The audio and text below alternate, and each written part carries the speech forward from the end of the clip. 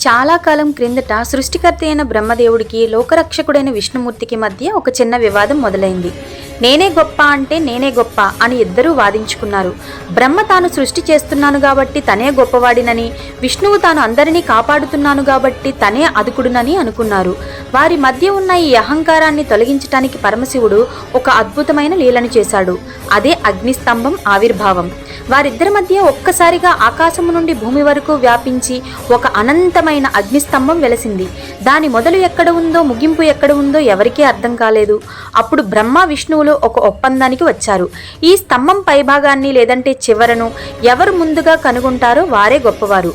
బ్రహ్మ విష్ణువులు వెతుకులాటను ప్రారంభించారు. విష్ణుమూర్తి తన వరాహ రూపము అంటే అడవి పందిని ధరించి ఆ స్తంభం అడుగు భాగం ఎక్కడ ఉందో చూడాలని భూమిని తవ్వుకుంటూ లోపలికి వెళ్ళాడు.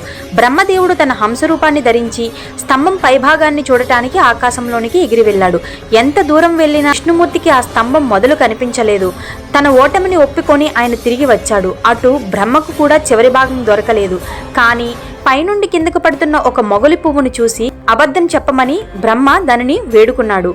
ఆ పువ్వు కూడా సాక్షిగా పెట్టుకొని తాను స్తంభం చివరను చూశానని బ్రహ్మదేవుడు అబద్ధం చెప్పాడు.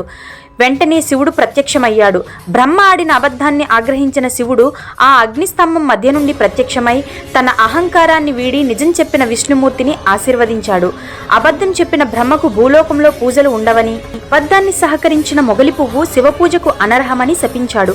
బ్రహ్మ విష్ణువులు తమ తప్పు తెలుసుకొని శివుడిని ప్రార్థించారు. ఇలా శివుడు అగ్నిస్తంభంలో ఆవిర్భవించిన ఆ పవిత్ర సమయాన్ని మనం లింగోద్భవ కాలమని పిలుస్తాము. ఇది మహాశివరాత్రి రోజు అర్ధరాత్రి జరుగుతుంది. ఈ కథలోని నీతి ఏమిటంటే మనం ఎంత గొప్ప స్థితిలో ఉన్నా అహంకారం అనేది పనికిరాదు. సత్యమే ఎప్పుడూ గెలుస్తూ ఉంటుంది. ఓం నమః శివాయ.